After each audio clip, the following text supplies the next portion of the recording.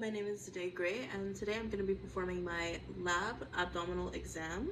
So the first thing I want to do is I want to ensure that my patient is lying in a supine position with their hands at their sides and their head slightly elevated and the gown opened anteriorly. I also want to make sure that their knee is flexed throughout the whole entire exam.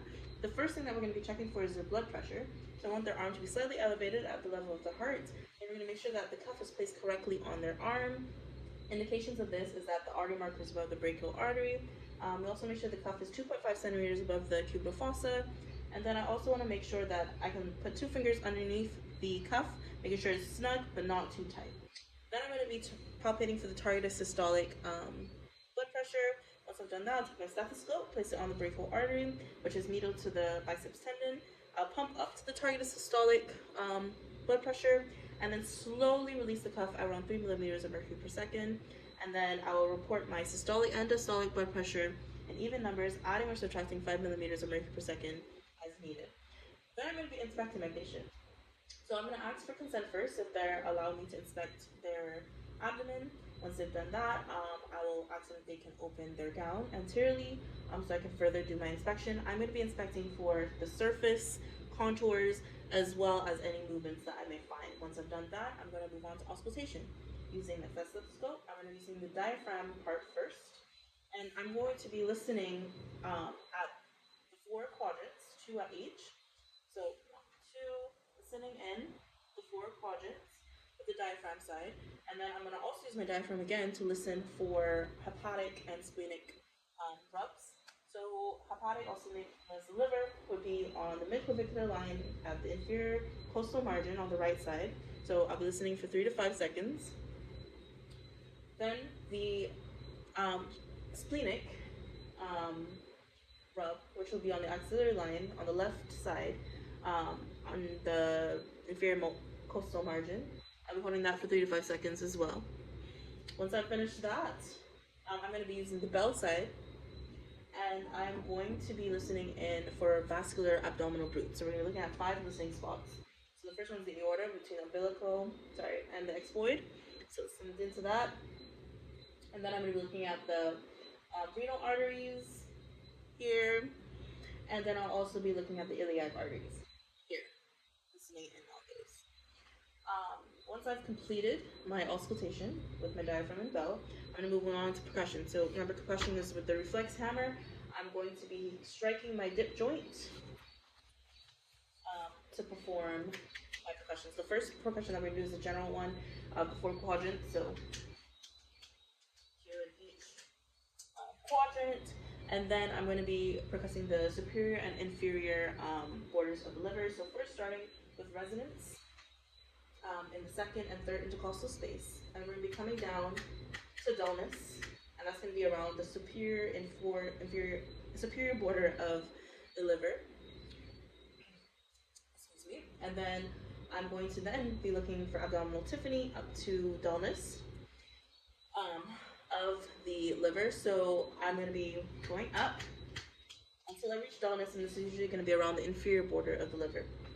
All right, so once I have performed that, I'm going to then check for splenic dullness. So this was the liver that I checked for with the percussion, and then we're going to be looking for splenic dullness. So this can be found lateral to the axillary line and inferior. So that can be inferior to the costal margin and inferior to the interspace, most interspace as well too.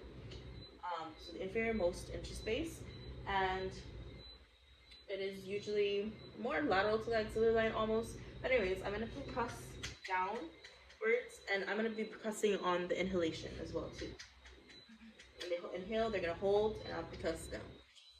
After I've done that, I'm going to do my Murphy's Knees punch. So that's going to be on their back and vertebral margin. So I'll place my right hand here, and I'm going to put my hand in a fist, and then I'm going to be using my ulnar surface to do at least 3 punches.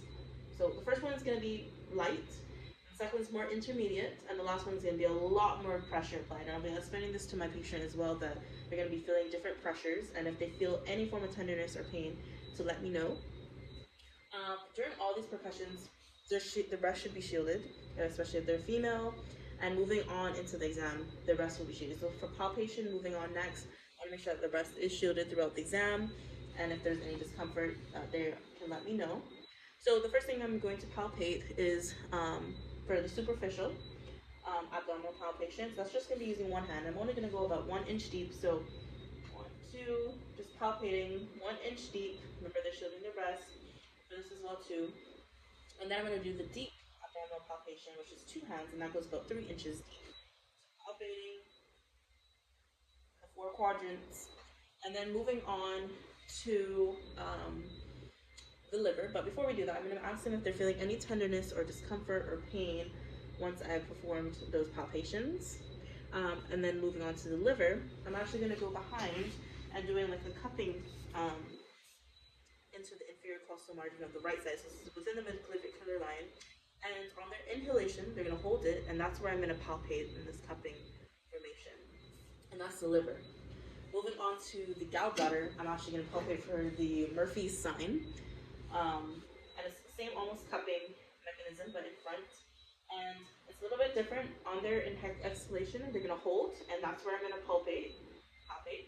And then they're going to also inhale again, and they're going to hold that. I'm going to palpate as well.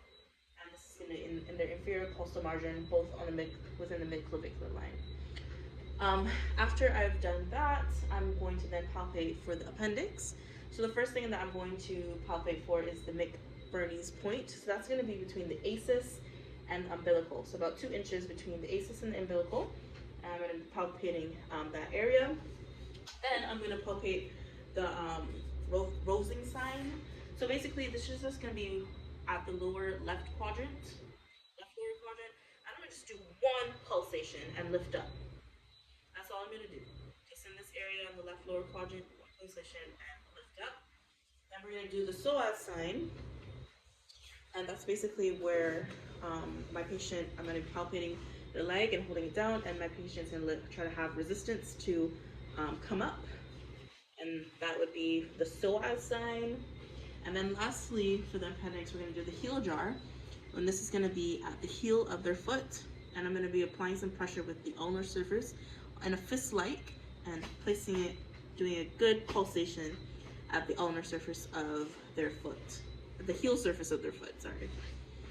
Once I've completed that, then I'm going to be doing my right kidney, palpating for that. So I'm going to place my left hand underneath the ribs, and I'm going to palpate basically underneath the intercostal space, once again on the right side, and on the inhalation is that's when I'm going to palpate and feeling for that kidney. Alright, that's the right side. And now on the left side, I will go to the left side, this time placing my right hand underneath the ribs and feeling for the kidney, once again,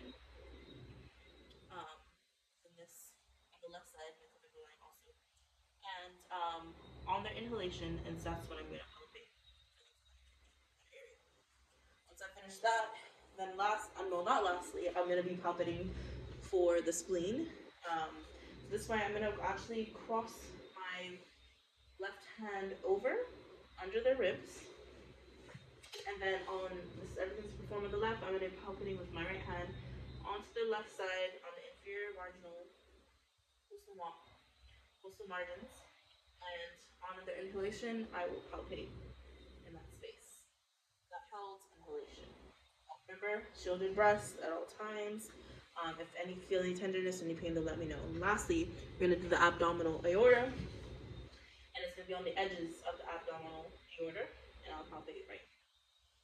This is my exam, but once again, the order of the exam sequence is inspection. I want to make sure everything's good, inspecting, auscultation, listening in, percussion, flex hammer, and then palpation, feeling, make sure there's no pain or tenderness within the client.